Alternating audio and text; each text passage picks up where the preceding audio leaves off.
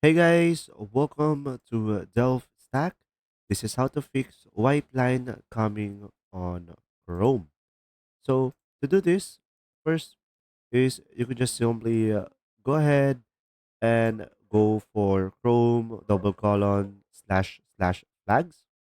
And now over here, you could just simply go ahead search for zero copy rasterizer.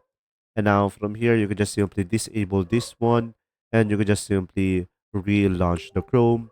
And mostly this can fix the issue. Or what you could try to do is select the three dots over here and then go to the settings. And here, search for use graphics acceleration when available.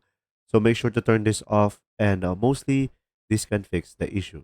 If you found this video helpful, please like and subscribe. And if you have any questions, just simply go ahead and comment down below, and we will do our best to answer them all. And see you in the next video.